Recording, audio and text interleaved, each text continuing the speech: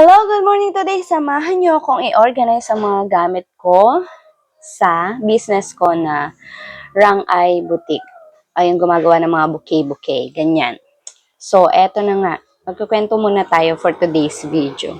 Well, actually, matagal ko na sana dapat binili itong mga storage box or organizer na to. Kaya lang, wala pa akong storage cabinet. So, kapag binili ko yan ng walang storage cabinet, kakalat-kalat lang din yan ng anak ko na mitir-mitir. Nangingialam ng gamit. So, anyway, yun na nga ang transformation from box, karton talaga siya, literal na box me. Kahon-kahon lang nung una. Ayan, ma-organize na natin ng maayos sa very aesthetic na lagayan na storage box. Ang ating mga ribbons, ganyan, at iba't ibang anik-anik sa buhay.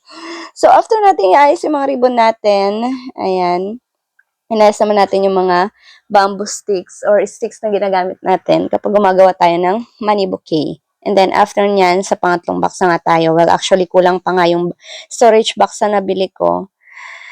Kaya naman, pinagsama-sama ko na lang dyan. Ayos ko na lang ulit. So, yung ibang anik-anik nilagay ko na sa mga pangatlong storage box. So, hindi pa yan napupuno. And then, after nyan, mahaba-habang pag-aayos, eto na nga, ilalagay na natin sa finally storage cabinet na nabili natin dahil din sa pagpupush ng asawa ko. Kasi kung hindi niya ako pinush, hindi ko pa rin yan bibilhin. So, well, okay naman siya. Ayan na. Diba?